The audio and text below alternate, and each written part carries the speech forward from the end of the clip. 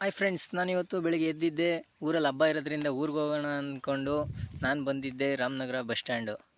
Ramanagara bus ಸ್ಟ್ಯಾಂಡಿಂದ ನಮ್ಮೂರಿಗೆ ಬಂದ ತಕ್ಷಣ ನಮ್ಮ ತೋಟದ ಮನೆ ಹತ್ರ ಬಂದೆ. ನೋಡಿ, ಇದು ಸ್ವಿಮ್ಮಿಂಗ್ ಪೂಲು, ಅಲ್ಲಿ ಪಾರಿವಾಳ ಎಲ್ಲ ಇದೆ. ಇದು ನಮ್ಮದು ತೋಟದ ಮನೆ. ನೋಡಿ, ಇಲ್ಲೆಲ್ಲ ಮುಗಿಸ್ಕೊಂಡು ಮತ್ತೆ ಇಲ್ಲಿ ನಮ್ಮಮ್ಮ ಪಿಂಕಿ ಜೊತೆ ಆಟ ಆಡ್ತಾಯಿದ್ರು. ಮತ್ತು ನಾನು ಪಿಂಕಿ ನೋಡ್ಕೊಂಡು ಮಾತಾಡಿಸ್ಕೊಂಡು ಮತ್ತು ಇನ್ನೂ ತೋಟದ ಮನೆ ಇದೆ ನಮ್ಮದು. ಅಲ್ಲಿಗೆ ಬಂದು ನಮ್ಮ ಒಕ್ಕಿವೆ ನೋಡಿ, ಇವು ನೋಡ್ತಾಯಿದ್ದೋ. ಇವು ತುಂಬ ಚೆನ್ನಾಗಿದ್ದೋ. ಇವೆಲ್ಲ ನೋಡಿಕೊಂಡು ನೆಕ್ಸ್ಟು ತುಂಬ ಬಿಸಿಲಿದ್ದರಿಂದ ಮನೇಲಿ ಎಮ್ಮೆ ಗೊಂತು ಮಾಡಿಬಿಟ್ಟು ಮೈ ತೊಳೆದ್ಬಿಟ್ಟು ಕಟ್ಟಾಕ್ಬಿಟ್ಟು ಬಾ ಅಂದರು. ಅದಕ್ಕೆ ನಾನು ಬಂದು ಎಮ್ಮೆಗಳಿಗೆಲ್ಲ ಮೈ ತೊಳಿತಾ ಇದೆ.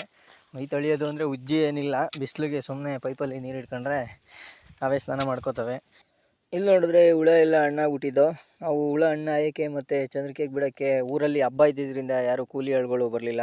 ಹಾಗಾಗಿ ನೆಂಟರುಗಳು ಬಂದಿದ್ದವ್ರನ್ನೇ ಕರ್ಕೊಂಡು ಅವ್ರ ಕೈಲೇ ಕೆಲಸ ಮಾಡಿಸ್ತೋ. ಅವ್ರು ಬೇಜಾರು ಮಾಡ್ಕೊಂಡಿರಲ್ಲ ಅಂದ್ಕೊಂಡಿರ್ತೀನಿ. ಓಕೆ, ಇದೊಂದೇ ಕಡ್ಲ ಈ ಕಾಗದಕ್ಕೆ ಒಳ್ಳೆ ವಿಷಯ ಅಂತ ನೀನು ಹೇಳಿದ್ದು. ಫ್ರೆಂಡ್ಸ್, ಬಾಯ್.